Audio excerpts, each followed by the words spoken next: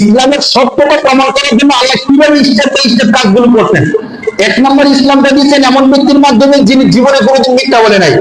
দুই নম্বরে এমন একজন ব্যক্তির মাধ্যমে ইসলামটা দিচ্ছেন যিনি কারো থেকে, দুনিয়ার কারো থেকে কোনো শিক্ষা নেয় নাই। এর আগে আমরা বলছিলাম, তো চিন্তা করে দেখেন, যিনি দুনিয়ার কারো থেকে কোনো শিক্ষা নেওয়া ছাড়া ৬,৬৬৬ আয়াতের একটা কোরআন তিনি মুখে বলছেন, সমস্ত কাফেররা তার কাছে অক্ষম ছিল।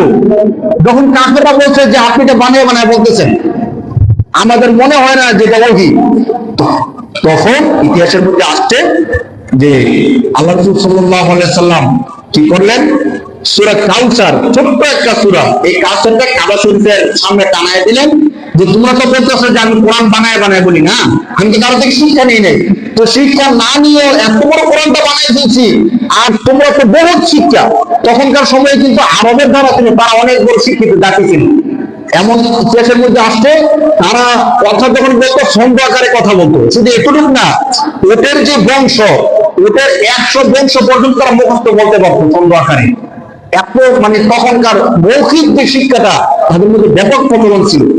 তো আল্লাহ চ্যালেঞ্জ করলেন, ঠিক আছে আমি তো কারো থেকে শিক্ষা নেই না, আর পুরো শিক্ষিত জাতি, এক কাজ করো, আমি এত বিশাল কোরআনটা বলে ফেলছি শিক্ষা ছাড়া, আর তোমরা এক কাজ করো, আমি ছোট্ট একটা সূরা, কোরআন শরীফের সবচেয়ে ছোট্ট সূরার নাম কি? সূরা কাউসার। এক কাজ করো, ইন্না আতাইনাকাল কাউসার ফাসাল্লি লিরাব্বিকা ওয়ানহার ইন্না শানিআ।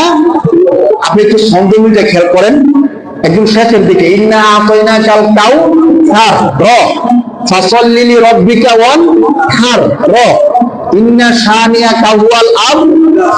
ছন্দ মিলের যে বিষয়টা কবিতা, তো এত চমৎকার ছন্দ মিল, অর্থেরও মিল, সব কিছুর মিল, আরবি ব্যাকরণের সর্বোচ্চ পর্যায়ে আমি বলে দিয়েছি। তোমরা এক কাজ করো, সূরা কাউসারের মতো একটা ছোট্ট একটা সূরা বানিয়ে নিয়ে এসো। মানে কোরআন শরীফ বানানোর দরকার নাই, বড় সূরা বানানোর দরকার নাই, আমি যেহেতু তোমাদের ধারণায় বানাই দিলি, আচ্ছা ঠিক আছে, সূরা কাউসারের মতো ছোট্ট একটা সূরা তোমরা বানায় নিয়ে আসো। আল্লাহ রাসূল সাল্লাল্লাহু আলাইহি ওয়াসাল্লাম চ্যালেঞ্জ করে দিয়েছেন। ইতিহাস সাক্ষী, আরবের কোন সাহিত্যিক এই চ্যালেঞ্জের মোকাবেলা করতে, তারা কি করছিল, শেষমেশ না পেরে তারা কাবা শরীফের মধ্যে ঝুলাই দিছিল যে লাইসা হাযা কালামুল বাশার। এই যে কোরআন আমরা শুনি, এটা কোনো মানুষের কথা না, এটা কোনো মানুষের কথা না। আল্লাহ তাআলা পরবর্তীতে সূরা বাকারার মধ্যে এই সূরাটা নাযিল করেছিলেন, আয়াতটা নাযিল করেছিলেন যে তাদেরকে আপনি চ্যালেঞ্জ করেন, ফাতু বিসূরাতিন মিন মিসলি, ছোট্ট একটা সূরা, এই সূরার মধ্যে যেন তারা একটা সূরা বলে নিয়ে আসে। ওয়াদউ শুহাদাকুম মিন দুনিল্লাহ, যদি তারা মনে করে যে আমরা আরবের তারা পারবো না, তাহলে আরবের বাইরে যারা সাহিত্যিক আছে তাদেরকে নিয়ে আসুক। কোন আয়াত? ১ নম্বর পারার ৩ নম্বর পৃষ্ঠা সূরাতুল বাকারা, ৩ নম্বর পৃষ্ঠার শেষ আয়াতে আল্লাহ বলতেছেন, ফাতু বিসূরাতিন মিন মিসলি ওয়াদউ শুহাদাকুম মিন দুনিল্লাহ ইন কুনতুম সাদিকিন। তোমরা যদি সত্যবাদী হয়ে থাকো তাহলে তোমরা ছোট্ট একটা সূরার মতো সূরা নিয়ে আসো। যদি তোমরা নিজেরা না পারো তাহলে আর আশেপাশে যারা সাহিত্যিক আছে তাদেরকে নিয়ে আসো। তারা কি পারছেন? বলেন পারে নাই।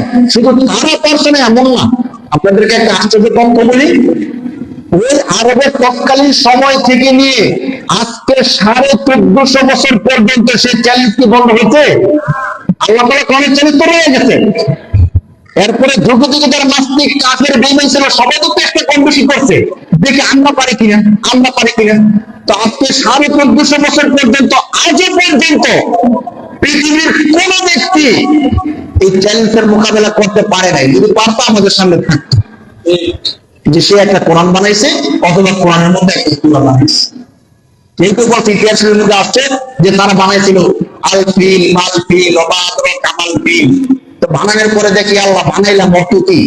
আল ফিল মানে হাতি, মাল ফিল হাতি কি, কামাল ফিল হাতি কি, জানেন হাতি কি? তো হাতি কি আমরা সবাই জানি হাতি কি। এটা কি অর্থ? ইন্না আতাইনাকাল কাউসার কি চমৎকার অর্থ। তাহলে আল ফিল, মাল ফিল, কামাল ফিল, এটা অর্থ কি দাঁড়াইলো? শুধু মিললেই তো হবে না, অর্থ বুঝতে হবে না। রাসূলুল্লাহ যে কথা বলেন, অর্থ যেমন মিল, ছন্দ যেমন মিল, সব দিকটা মিল। والنجم إذا هوى ما ضل صاحبكم وما غوى وما ينطق عن الهوى إن هو إلا وحي يوحى علمه شديد القوى ذو مرة فاستوى شاف الذكر ده كان والشمس وضحاها والقمر إذا تلاها والنهار إذا جلاها والليل إذا يغشاها والسماء وما بناها والأرض وما طحاها ونفس وما سواها এবারে সূরা শেষ পর্যন্ত কি দেখেন কি চমৎকার মিল শুধু শব্দের মিল না অর্থের কি মিল এই সূরার মধ্যে আল্লাহ তাআলা আজ সামুদ্রের ঘটনা বলতেছেন কি চমৎকার করে ঘটনা বলতেছেন শব্দ মিল সবকিছু মিল করতেছে মানুষ বুঝলো না যে ইসলাম যে সত্য এই জিনিসটা মানুষ বুঝলো যদি বুঝতো আজকে দুনিয়ার মধ্যে 700 লাখ মানুষের মধ্যে 200 কোটি মুসলমান থাকতো আর বেশি হতো ভাই আর বেশি হতো আমরা যেটা বলতেছিলাম যে ইসলাম সত্য এটা বোঝানোর জন্য আল্লাহ এমন একজন ব্যক্তির মাধ্যমে ইসলামকে দুনিয়ার মধ্যে ছড়াইছেন যিনি জীবনে কোনোদিন মিথ্যা বলেননি এমন একজন ব্যক্তির মাধ্যমে ইসলামটাকে দুনিয়ার মধ্যে দিচ্ছেন যিনি কারো থেকে কোনো শিক্ষা না নেওয়া সত্ত্বেও এত চমৎকার ভাবে কোরআনকে মানুষের সামনে উপস্থাপন করছে